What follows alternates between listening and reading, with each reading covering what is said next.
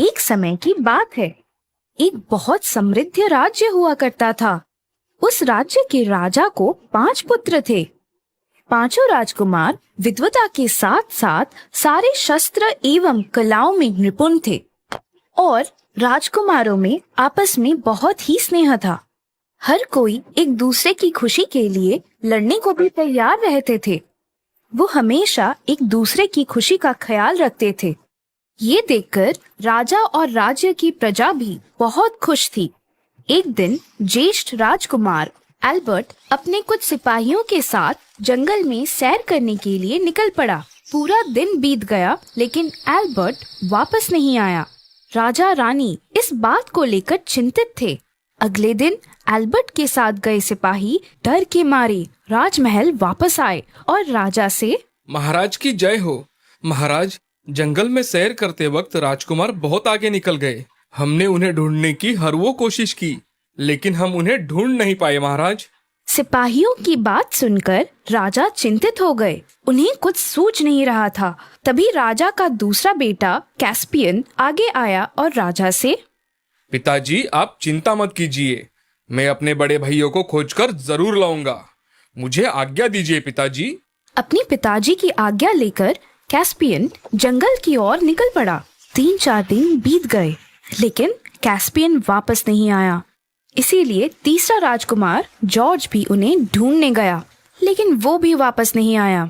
कुछ दिनों बाद चौथा राजकुमार लुइस भी अपने तीनों भाइयों को ढूंढने निकल पड़ा लेकिन लुइस भी वापस नहीं आया।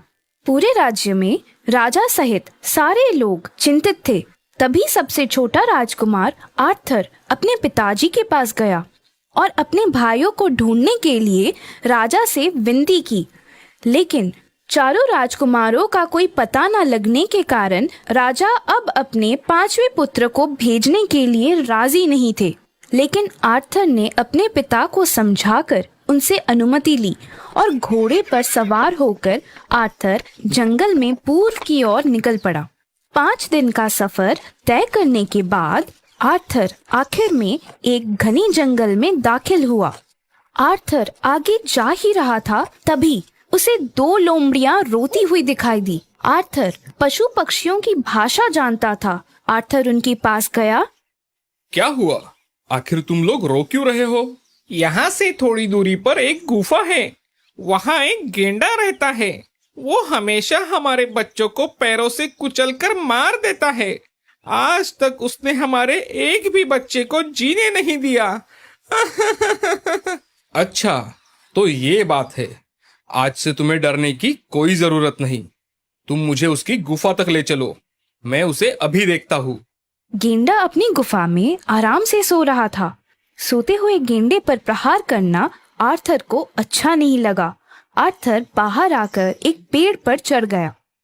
कुछ समय बाद गेंडा जैसे ही गुफा से बाहर आया, आर्थर ने पेड़ पर से छलांग लगाई और अपनी तलवार से वार कर उसे ढेर कर दिया। आर्थर का साहस देखकर दोनों लोमड़ी बहुत खुश हुए। उन्होंने आर्थर से कहा, हे राजकुमार, आपका बहुत बहुत धन्यवाद। ये आपका एहसान हम जिंदगी भर नहीं भूलेंगे। लेकिन आप यहाँ क्यों आए हैं? आर्थर ने अपने चारों भाइयों की कहानी उस लोमड़ी को कह सुनाई। आर्थर की बात सुनकर लोमड़ी बोल पड़ी, अच्छा, तो वो चारों तुम्हारे भाई थे। हमने उन चारों को इसी रास्ते से जाते हुए देखा था। लेकिन वो चारों कहाँ गए ये हमें पता नहीं। लेकिन तुम्हारे जैसे शूरवीर को उन्हें ढूंढना कोई बड़ी बात नहीं है राजकुमार। तुम इस जंगल को पार कर पश्चिम की तरफ जाओ, तुम्हें विजय जरूर प्राप्त होगी। उन दोनों से विदा लेकर आर्थर आगे निकल पड़ा। पूरे दिन सफर करने के बाद आर्थर एक बड़े से जंगल में पहुंच गया। थोड़ी देर आराम करने के लिए आर्थर एक बड़े से पेड़ के नीचे बैठ गया। तभी उसे 2 सांप दिखाई दिए। उसमें से एक बड़ा और दूसरा छोटा था। बड़ा सांप छोटे सांप को निगलने की कोशिश कर रहा था। छोटे सांप के रक्षण करने हेतु आर्थर ने तुरंत अपनी तलवार निकाली। उसी समय सांप अदृश्य होकर 2 दूतों में परिवर्तित हो गए। उन्हें देखकर आर्थर, अब तुम कौन हो और ऐसे एक दूसरे को क्यों सता रहे थे? मैंने अनजाने में बचपन में इसके बारे में एक गलती की थी। उस दिन से आज तक ये उस चीज का बदला लेने के लिए जहां इसे मौका मिले मुझे तकलीफ देता रहता है। तुम दोनों को कुछ बताने के लायक मैं हूं या नहीं ये मुझे पता नहीं, पर मुझे हमेशा ऐसे लगता है अनजाने में अगर किसी से गलती हो गई हो और वो उसे स्वीकार भी कर रहा हो तो हमेशा बड़ों ने छोटों को माफ किया है। क्यों ना तुम अपनी शत्रुता त्याग कर एक दूसरे से दोस्ती कर लो। आर्थर ने उन्हें शत्रुता और मित्रता के बारे में और भी बहुत किस्से सुनाए। आर्थर की बातें सुनकर दोनों दूत समझ गए और आर्थर से, हे राजकुमार, हम दोनों बहुत ही पुराने दुश्मन थे, लेकिन तुमने अब हमें एक दूसरे का मित्र बना दिया। तुम्हारा ये एहसान हम कभी नहीं भूलेंगे। अगर तुम्हें हमारी ओर से कोई भी सहायता की जरूरत हो तो हमें जरूर बताओ राजकुमार। राजकुमार ने उन दूतों को अपने भाइयों के बारे में बताया। आर्थर की सारी बातें सुनकर दूतों ने आर्थर से कहा, राजकुमार, तुम यहाँ से सीधे पूरब की ओर चलते जाओ। कुछ ही दूरी पर तुम्हें एक तालाब दिखाई देगा और आगे क्या करना है ये सब तुम्हें उस तालाब के पास जाते ही अपने आप समझ आ जाएगा। और हाँ, तुम अपने काम में अवश्य विजयी होंगे। दोनों दूत आर्थर को आशीर्वाद देकर वहां से गायब हो गए। दूतों के कहे अनुसार आर्थर उस ओर निकल पड़ा। कुछ दूरी तय करने के बाद आर्थर उस तालाब के पास पहुंच गया और थोड़ी देर आराम करने के लिए आर्थर उस तालाब के किनारे एक बड़े से पत्थर पर बैठ गया। तभी उस तालाब में हलचल होने लगी और कुछ ही पलों में उस तालाब में से एक सुंदर मत्स्य कन्या बाहर आई और आर्थर का हाथ पकड़कर उसे अपने साथ तालाब के अंदर ले गई।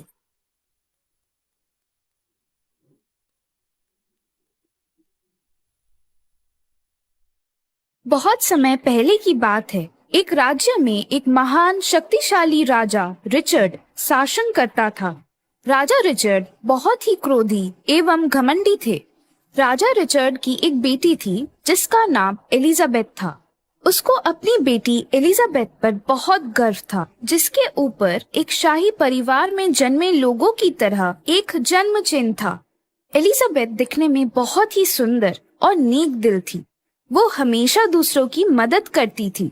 एक दिन राजा रिचर्ड ने कहा, मेरी सुंदर बेटी, जल्द ही मैं तुम्हारी एक शाही परिवार में शादी कर दूंगा और तुम उस राज्य की रानी बन जाओगी और तुम मुझे बहुत गौरवान महसूस करवाओगी। पापा, मुझे शादी नहीं करनी है। ऐसा कहकर एलिजाबेथ अपने कमरे में चली जाती है। एलिजाबेथ उनके राज्य में एक साधारण लड़के एडन से प्यार करती थी। एडन बहुत गरीब था, लेकिन उसका मन बहुत साफ था और उसी वजह से एलिजाबेथ उससे प्यार करती थी। अपने पापा की बात सुनकर एलिजाबेथ छुपकर एडन से मिलने गई और उसने एडन से कहा, एडन, चलो हम शादी कर लेते हैं, नहीं तो पापा मेरी शादी कहीं और कर देंगे। ओह, लेकिन तुम्हारे पापा को पता चला तो वो हमें मार देंगे। तो क्या होगा, दोनों साथ में मर जाएंगे। एलिजाबेथ और एडन शादी कर लेते हैं और आखिरकार ये बात राजा को पता चल जाती है। राजा क्रोधित होकर, मेरी अपनी बेटी ने मेरे साथ धोखा किया। पहरेदारों, उनको पकड़कर अभी के अभी मेरे सामने पेश किया जाए। जो आज्ञा महाराज। पहरेदार एडन और एलिजाबेथ को पकड़कर राजा के सामने लेकर आता है। उन्हें देखकर राजा उन दोनों को बंदी बनाने को कहता है। एक दिन एलिजाबेथ एक पहरेदार से, तुम मेरे पास की सारी हीरो की अंगूठियां रख लो, लेकिन मुझे यहाँ से निकलने में मदद करो। राजकुमारी, अगर राजा को पता चला तो वो मुझे मार डालेंगे। लेकिन एलिजाबेथ की दी हुई अंगूठियों की कीमत पहरेदार के लिए बहुत थी, इसीलिए उसने एक खुफिया रास्ता बताकर एलिजाबेथ और एडन को भाग जाने में सहायता की। दूसरे दिन उनकी भागने की खबर राजा रिचर्ड को पता चली। वे गुस्से से बोले, मेरी बेटी ने मेरे साथ फिर धोखा किया। तभी राजा पूरे राज्य में ऐलान करता है कि जो उसकी बेटी को ढूंढ कर निकालेगा उन्हें राज्य का कुछ हिस्सा मिल जाएगा। इधर एलिजाबेथ और एडन दूसरे राज्य में जाकर रहने लगते हैं। एक साल बाद एलिजाबेथ एक प्यारी सी बच्ची को जन्म देती है। उसके हाथ पर भी शाही परिवार में जन्मे बच्चों की तरह एक वैसा ही जन्म चिन्ह था। एलिजाबेथ की बच्ची ईव अपनी माँ की तरह बहुत ही सुंदर थी। अब वो तीनों राज्य के साधारण लोगों जैसे जीवन बिता रहे थे और तीनों खुशी खुशी रहने लगे। अब कुछ साल बीत गए। ईव अब बड़ी हो गई थी। वो भी बड़ी होकर एक निडर योद्धा बन गई। इधर राजा रिचर्ड के राज्य में एक भय सा छा गया था। एक बहुत ही भयंकर दरिंदा था जो हर महीने आता और लोगों को आतंकित करता और उनके पास की मुर्गियां, भेड़े उठा ले जाता। तभी राजा रिचर्ड, एक ऐलान किया जाए, जो भी इस दरिंदे को ढूंढकर निकालेगा उसे बड़ा इनाम दिया जाएगा। कई सारे लोगों ने कोशिश की, लेकिन कोई भी उस शक्तिशाली दरिंदे से मुकाबला नहीं कर पाया। ऐसे ही दिन बीत रहे थे। राजा रिचर्ड के राज्य के लोगों को दरिंदे ने बहुत ही परेशान कर रखा था। अब राजा रिचर्ड भी बहुत ही परेशान हो गए। उनके पास का अब सारा धन भी समाप्त होने को आया था। एक दिन एक योद्धा रोनाल्ड घोड़े पर एलिजाबेथ और एडन के गांव आया। लगता है राजा रिचर्ड का राज्य बहुत दूर है। मुझे कुछ समय के लिए यही आराम करना चाहिए। वो कुछ गडेरियों के पास गया और उन गडेरियों ने रोनाल्ड का बहुत अच्छे से स्वागत किया। हमारा खाना बहुत सादा है हुजूर। लेकिन रोनाल्ड के विनम्र और दोस्ताना व्यवहार ने उनको जल्द ही सहेज कर दिया। उसने चारों ओर देखा। चारों ओर की जमीन फूलों से पूरी तरह भरी हुई थी और ईव गडेरियों के साथ नाच रही थी। उसे ईव देखते ही बहुत पसंद आई। उसने गडेरियों से पूछा, वो कौन है? वो एलिजाबेथ और एडन की बेटी है। रोनाल्ड ने उसे ध्यान से देखा तो वो कड़ी धूप में भी चमक रही थी। जल्द ही अंधेरा हो गया और तारे चमकने लगे। अभी मुझे जाना चाहिए। तभी वहाँ ईडन आता है। वो आदमी कौन है? वो यात्रा पर निकला हुआ एक योद्धा है। उसका नाम है रोनाल्ड। रोनाल्ड, तुम कहाँ जा रहे हो? मुझे राजा रिचर्ड से मिलने जाना है। तुम अभी मत जाओ। ये जंगल रात में जाने के लिए बहुत ही खतरनाक है। अब तुम हमारे साथ हमारे घर चलो। आप बहुत दयालु है। एडन, ईव और रोनाल्ड तीनों घर आते हैं। रात में ईव अपने घर के आंगन में बैठी थी। तभी रोनाल्ड भी उसके पास आकर बैठा और दोनों में बातों बातों में दोस्ती हो गई। थोड़ी देर बाद रोनाल्ड घर में जाकर सो गया। जब एडन ने रात में घर में देखा तो ईव घर पे नहीं थी। घर के बाहर से उसकी आवाज सुनकर रोनाल्ड भी जग गया और ईव को ढूंढने गया। जब उसने देखा कि ईव पर एक शेर ने हमला किया है और ईव बहुत ही बहादुरी से उस शेर से मुकाबला कर रही थी, ये नजारा देखकर रोनाल्ड दंग रह गया और उन दोनों ने अपनी होशियारी से शेर को मार गिराया। रोनाल्ड ईव को घर लेकर आया। उसे घर में देखकर एलिजाबेथ और ईडन बहुत खुश हो गए। तुम्हारा बहुत बहुत धन्यवाद रोनाल्ड। रोनाल्ड और ईव को एक दूसरे से प्रेम हो गया। तुम राजा रिचर्ड के राज्य में क्यों जा रहे हो? उस दरिंदे को ढूंढने और वहाँ के नागरिकों को उससे आजाद करने के लिए। चलो, मैं भी तुम्हारे साथ चलती हूँ। नहीं, मैं अकेला जाकर देखता हूँ। और हाँ, मैं तुम्हें वचन देता हूँ, मैं जरूर तुम्हारे पास वापस लौट आऊंगा। नहीं, मैं भी तुम्हारे साथ चलूंगी। आखिर रोनाल्ड को ईव को साथ लेकर जाना ही पड़ा। रोनाल्ड और ईव दोनों राजा रिचर्ड की राज्य की ओर निकल पड़े। उन्हें जंगल में दरिंदे की आवाज सुनाई दी और इन दोनों को देखते ही दरिंदा बाहर आ गया। रोनाल्ड और ईव ने बहुत होशियारी से उसे नीचे गिराकर बंदी बनाया और राजा रिचर्ड के पास ले गया। उनकी होशियारी देखकर राजा रिचर्ड बहुत खुश हो गया। उसने रोनाल्ड और ईव को दिल से धन्यवाद दिया। तभी राजा को ईव के हाथ पर एक जन्म चिन्ह दिखाई दिया, जो कि बिल्कुल उसकी बेटी एलिजाबेथ के हाथ पर था। बेटी, आपका नाम क्या है? क्या आप अपने माता पिता को यहाँ बुला सकती हो? जी, मेरा नाम ईव है, लेकिन मेरे माता पिता दूसरे राज्य में रहते हैं। तभी राजा ने अपने सेवकों से दूसरे राज्य में जाकर एलिजाबेथ और एडन को अपने राज्य में मान सम्मान के साथ लेकर आने को कहा। सेवक उन दोनों को राजा रिचर्ड के राज्य में लेकर आए। तभी एलिजाबेथ को देखकर राजा रिचर्ड बहुत खुश हुए। मेरे अहंकार की वजह से तुम्हें मुझसे इतने साल तक दूर रहना पड़ा। आज मेरी पोती की वजह से हमारा पूरा राज्य उस दरिंदे की जाल से मुक्त हो गया है। अब राजा ने अपनी राजगद्दी पर ईव को बिठाकर उन सबके साथ खुशी खुशी रहने लगे। थोड़े दिन बाद ईव और रोनाल्ड की शादी हो गई। अब उनका पूरा परिवार हंसी खुशी रहने लगा।